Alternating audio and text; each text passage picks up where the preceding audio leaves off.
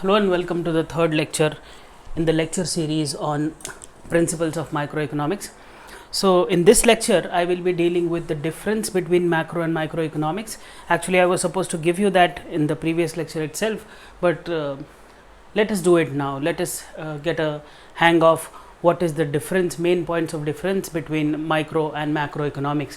So I hope you can see that on the left hand side I have denoted something called as parameter.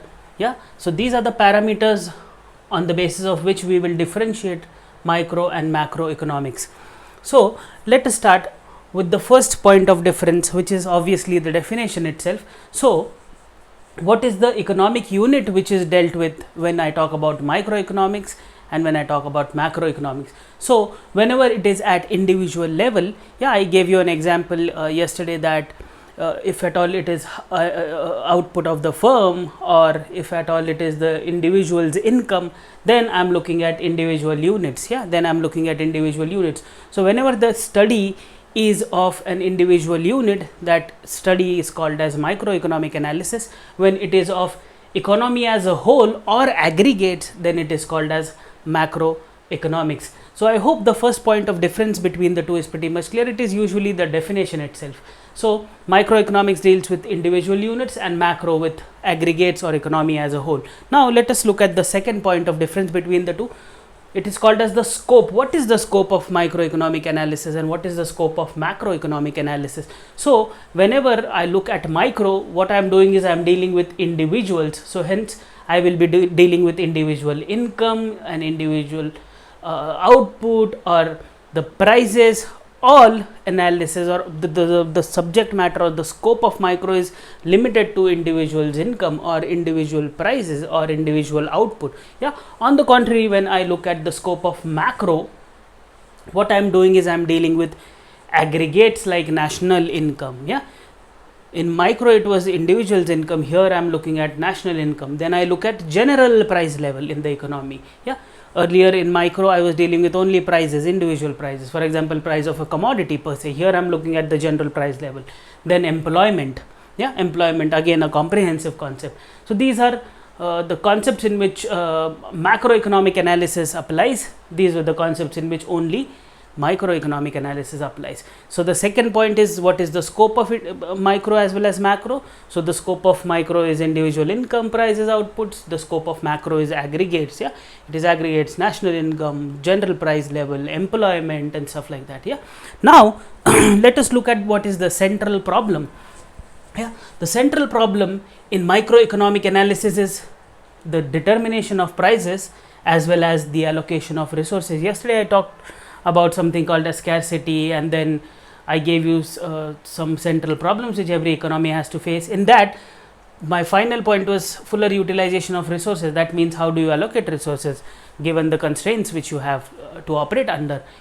So the central problem in microeconomic analysis is price determination as well as allocation of resources. The central problem with respect to macro is determination of income as well as determination of employment. So these are the two important central problems which macroeconomic analysis will help you understand and microeconomic analysis will help you understand. In case of micro it is price determination and allocation of resources. In case of macro it is the determination of income and employment. Now let us look at the other point of difference between the two. What are the main tools which each analysis utilizes or uses? Now if at all I look at microeconomics, the tools which I will be using is demand and supply. We will come to demand and supply in greater details in the subsequent lectures, because this will require a separate video altogether on what is demand, what are the determinants of demand, what is law of demand and stuff like that, vis-a-vis supply as well. So the main tools when I am looking at microeconomic analysis is demand and supply of what? Of commodity. Yesterday I told you that commodities can be either goods as well as services, and factors. I hope you guys remember that in the previous lecture I taught you 4 factors of production. So now demand and supply of the factors of production as well as the commodities, that is goods as well as services. These are the main tools which microeconomic analysis uses. On the contrary, when I look at macro is doing what? Macro is dealing with something called as aggregate demand. Now the demand of the entire economy, I am looking at the demand of the entire economy. aggregate supply. Yeah, so this is what the tools, these are the tools which macro as well as microeconomic analysis uses to arrive at something called as general price level, or to determine national income, or to determine individual's income, or individual prices, individual outputs. These are the main tools which each of the two uses. Yeah, then let us look at what are the uses. Yeah, what are the uses, what microeconomic analysis is used for, what macroeconomic analysis is used for. Okay, I'm learning macro, I'm learning micro, but what are the main uses of that? If at all I want to make sure that I use it for, say, policy formulation. So what it will help me to solve the problem of what to produce, how to produce, for whom to produce. Yeah, these were the central economic problems which I talked about in my previous lecture. So if at all I learn microeconomic analysis, what will be the final outcome of it? I will be able to answer the questions: what goods to produce, how to produce it, which kind of technology to use to produce it, and then for whom to produce. That is my target audience. Yeah, now when I talk about uses of macroeconomic analysis, I have to look at this problem solution. Yeah, the solution of the problem will be for whether an economy will equilibrate at full level of employment or under full level of employment. Again, how the resources will be allocated to achieve something called as full employment. Yeah, as well as income determination. So macroeconomics will help me solve the problem of full employment of resources in the economy. Yeah, and then arrive at equilibriums, that is equilibrium in the income as well as equilibrium in the employment. So this is what macroeconomics will help me understand. So I hope the point with respect to uses is pretty much clear. What are the major uses of micro as well as macroeconomics? Now let us look at what will be the equilibriums. Yeah, what will be the equilibriums? If at all I understand microeconomic analysis, what kind of equilibrium I'll have to deal with? If at all I want to understand macroeconomics, what kind of equilibriums I'll have to deal with? So now when I talk about microeconomics, the equilibrium discussed will be how equilibrium of a consumer, a producer, or an industry is attained. Yeah, this is what I'll be dealing with when I look at microeconomic analysis. What I'm looking at: equilibriums of an individual, a firm, a producer. This is what I'll be studying under microeconomics.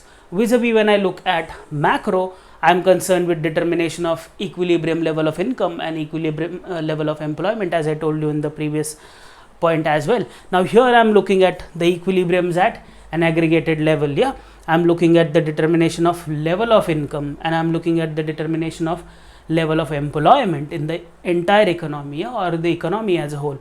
So this is what the equilibrium analysis will look like when I look at it from my micro perspective, when I look at it from macro perspective.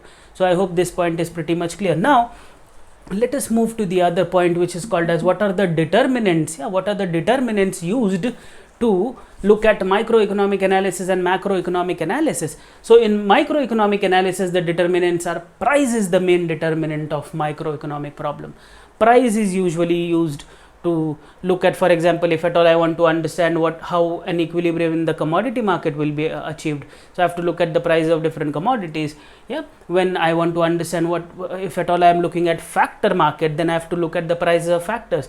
I told you the prices of factors is effectively the remuneration which you pay for it. It is also called as factor payments, which is rent, wages, profits. Yeah, so I hope you guys remember, you can recollect that. So in microeconomic analysis, the main determinants are prices, whereas in the case of macro, the main determinants are income and employment.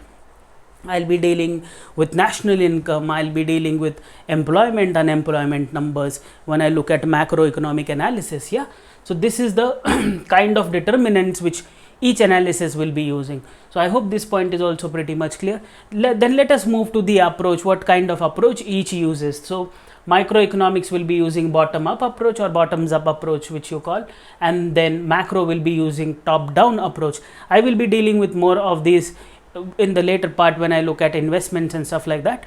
So just get a hang of what kind of approaches they are using. Micro is using something called as bottoms up, while macro is using something called as top down. Yeah, then the two important examples which I think everyone should remember or keep handy are individual as well as aggregates. Whenever I look at microeconomics, it is only about individual. Now that individual's parameters can be either income, his saving, her output, consumers equilibrium, and things like that. So whenever I am looking at microeconomic analysis, the examples can be at individual level, that can be income, savings, prices, output, and stuff like that. Whenever I look at macroeconomic analysis, the examples can be aggregates in a sense that national income, general price level, aggregate demand, aggregate supply, poverty, inflation, unemployment.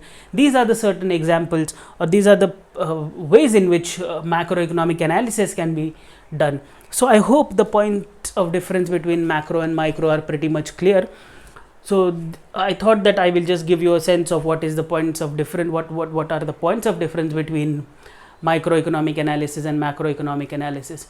So this is it from my side for today. Thank you so much.